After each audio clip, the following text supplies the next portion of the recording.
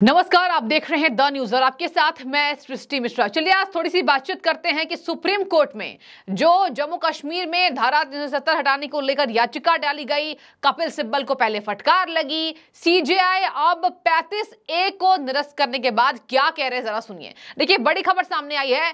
CJI यानी chief justice of India DY Chandrachud ने इस पर एक बयान दिया है जहां पर कहा जा रहा है कि डीवाई चंद्रचूड़ को यह लगता है कि कहीं ना कहीं जिस तरीके से अनुच्छेद 35A को शामिल करने से मौलिक अधिकार वस्तुतः छीन लिए गए, तो यह फैसला सही था। अनुच्छेद 370 पर सुनवाई हो रही थी और आपको बता रहे 5 जजों की बेंच इस पर सुनवाई कर रही है। अध्यक्षता कौन कर रहा है? अध्यक्षता कर रहे हैं डीवाई चंद्रचूड़।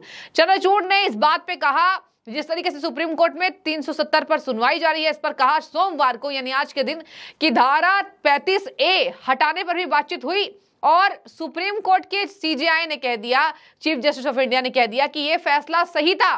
35A तो वास्तविक में जम्मू कश्मीर के लोगों के मौलिक अधिकार का हनन करने वाला था, ये जो संविधान के तहत है, और ये वास्तविक में जम्मू कश्मीर के लोगों के मौलिक अधिकार को छीन लेता था। तो इस फैसले को डीवाई चंद्रचूड़ ने सही करार दिया। दर्शकों, आपको मैं ये भी बता दूं, उन्होंने कहा इस बात पर अब सॉलिसिटर जनरल तुषार मेहता ने भी अपनी टिप्पणी की। जनरल तुषार मेहता ने कहा दर्शकों कि जम्मू कश्मीर के नागरिकों की एक अलग ही कैटेगरी बना ली गई थी। इससे बाहर के लोगों को नौकरी करने में दिक्कत होती थी और मौके नहीं मिलते थे, और इसी पर दोनों जजों की कह लीजिए बहस हो रही थी। इस पर उन्होंने कहा चंद्रचूड़ ने कि एक तरीके से अगर मैं कहूं, मेरे हिसाब से आर्टिकल 35A जम्मू कश्मीर के लोगों के सारे मूलभूत अधिकार को ही छीन लेता था।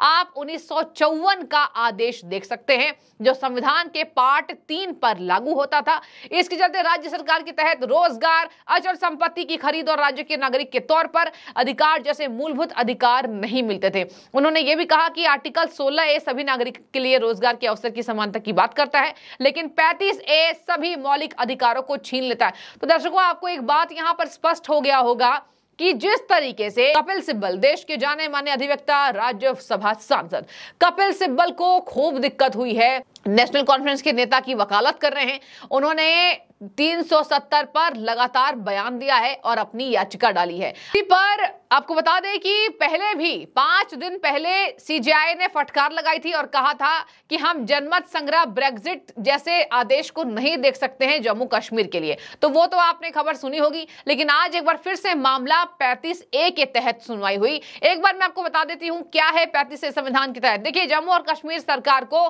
स्थायी निवास को परिभाषित करना और उन्हें विशेष अधिकार और विशेषाधिकार प्रदान करने की शक्ति प्रदान करता है 35A, जहां भारतीय संसद द्वारा जम्मू कश्मीर को विशेष दर्जा दिया जाता था। यह शक्ति केंद्र सरकार द्वारा रक्षा, बाहरी मामलों और संचार के 3 विषयों पर सीमित रखी गई है। अब चलिए थोड़ी सी बात मैं करूंगी महबूबा मुफ्ती की।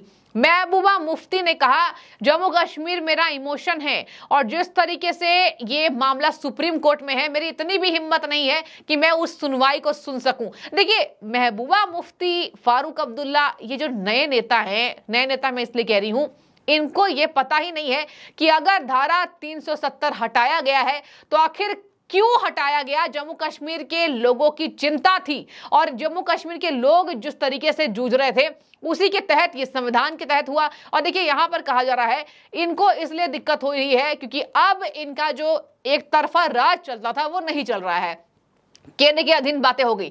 यही वजह है कि हमेशा महबूबा मुफ्ती कहीं ना कहीं इस बात के तहत अपनी वकालत करती नजर आती हैं और ये कहती हैं कि कहीं ना कहीं मुझे जम्मू कश्मीर से लगाव है और मैं इस सुनवाई को नहीं सुन सकती हूं। कुछ भी फैसला सुना सकते हैं जज, पता चले मैं अपने जम्मू कश्मीर के लोगों के लिए लड़ रही हूं और मेरे साथ ही मुझे ही ये दुखों का पहाड़ झेलना पड़े। तो महबूबा मुफ्ती हमेशा ही जम्मू कश्मीर को लेकर अपनी व्याख्या करती रहती हैं। आगे मैं आपको बता दूं, यहाँ जनरल सॉलिसिटर तुषार मेहता ने और अपनी बातें रखी है और आपको बता दें, उन्होंने कहा कि जब सीजेआई ने कहा कि सभी नागरिकों के लिए रोजगार के अवसर की समानता की बात करता है, इसके साथ 35A उसे छीन लेता था।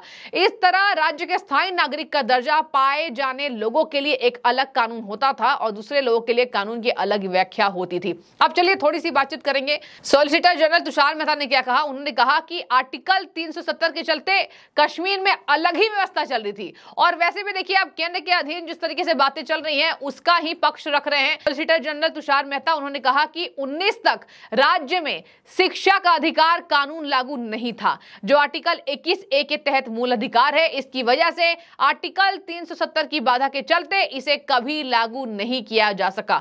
इसी पर चीफ जस्टिस ने कहा कि 1976 में संविधान की प्रस्तावना में जो संशोधन किए गए थे वह भी कश्मीर में कभी स्वीकार नहीं किए गए हैं। इस तरह सेक्युलरिज्म और समाजवाद जैसी चीजों को कभी अपनाया नहीं जाता। इसके साथ मैं आपको बता दूं, दोनों की बहस हो रही थी और इसमें जिक्र करते हुए कहा गया कि संसद मानती थी कल 370 अस्थायी व्यवस्था है, अस्थायी कहा गया। और ये कहा गया तुषार मेहता की तरफ से, उन्होंने कहा इस पर चीफ जस्टिस ने कि ये व्यक्तिगत विचार थे, ऐसा सामूहिक रूप से संसद ने नहीं कहा था। तुषार मेहता ने कहा कि इसके चलते जम्मू कश्मीर में भारत का संविधान तक लागू नहीं हो पा रहा था, इससे दिक्कत थी, राज्य के लोग इससे जूझ रहे थे। 19 तक जम्मू कश्मीर हाई कोर्ट के जज जो शपथ लेते थे उसमें राज्य के संविधान की बात कही जाती थी। उन्होंने कहा कि वे जज काम भारत के संविधान के तहत करते थे, लेकिन शपथ जम्मू कश्मीर के संविधान के नाम पर लेते थे। मैंने आपको व्याख्या इसलिए दिया क्योंकि जो टीका टिप्पणी यहां पर आज किया गया है सुप्रीम कोर्ट में सुनवाई के दौरान, उसमें आपको बता दें केंद्र सरकार का पक्ष रख रहे हैं सॉलिसिटर जनरल तुषार मेहता। और देखिए सीजेआई इसी पर अपनी व्याख्या दे रहे थे, अपना बयान दे रहे थे, अपनी टिप्पणी कर रहे थे, लेकिन 35A को उन्होंने सही करार दिया है और कह दिया कि मौलिक अधिकार का हनन होता था। इस पर जनता टिप्पणी कर रही है और कह रही है सबसे पहले तो यह मामला सुप्रीम कोर्ट में जाना ही नहीं चाहिए था, और चलिए चला भी गया है तो इसकी सुनवाई जल्द होनी चाहिए। देखिए इसको खींचा जा रहा है, अब इसके काफी समय इसको लिया जा रहा है इस बहस के दौरान, और आपको बता दें लगातार फटकार भी लग रही है। चलिए एक नया नाम सामने आया है, मनीष तिवारी। किस तरीके से यहां पर उन्हें फटकार लगी है मैं आपको बताती हूं। पहले तो कपिल सिब्बल को फटकार लगी और इसके साथ अब मनीष तिवारी कहीं ना कहीं जम्मू कश्मीर से हटकर दूसरी बातचीत कर रहे थे। इस पर सीजेआई ने उन्हें फटकार लगाया और कहा यहां केवल बात होगी जम्मू कश्मीर की धारा 370 हटाए जाने को लेकर। आपके पास अगर इसमें बोलने के लिए कुछ नहीं है तो कृपया अपनी बात को आगे मत बढ़ाइए, यहीं पर उस बात को खत्म कर देना चाहिए। तो देखिए यहां पर कहीं ना कहीं तीखी बहस एक देखने को मिल रही है।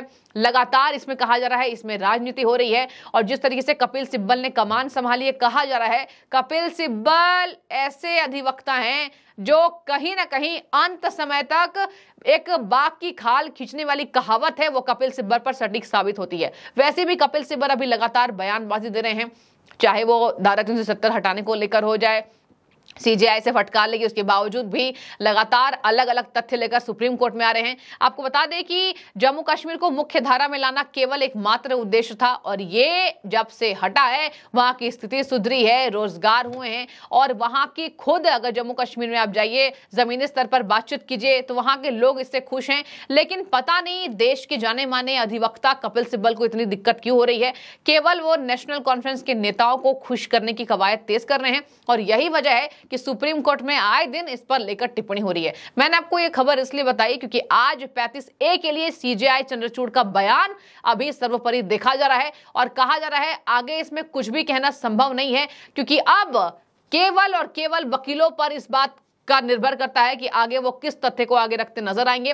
फिलहाल उन्होंने कह दिया है कि संसद की शक्ति पर बार बार सवाल उठाया जा रहा है। कपिल सिब्बल ने कहा था, उस पर सीजेआई ने कहा था कि नहीं आपकी बात गलत है, बेबुनियादी है, और इस पर अब सॉलिसिटर तुषार मेहता के तथ्य रखने की बारी है। देखते हैं उस पर सुनवाई क्या होती है। फिलहाल जिस तरीके से मौलिक अधिकारों का हनन, इस पर आप जरूर बताइए, और मैं चाहूंगी जम्मू कश्मीर के लोग अगर देख रहे हैं तो इस पर जरूर कमेंट करिए कि यार क्या ये सुप्रीम कोर्ट में चल रहा मामला अब तूल पकड़ता जा रहा है, लंबा खींचा जा रहा है, इसको कब तक इस मामले का निपटारा अगर आपके संभवतः आप कोशिश कर रहे हैं कि जल्द हो जाए, या फिर इस पर जो भी राय आप रख रहे हैं जरूर बताइए। फिलहाल सीजेआई चंद्रचूड़ के बयान को जिस तरीके से आप देख रहे हैं जरूर बताएं। बहुत शुक्रिया।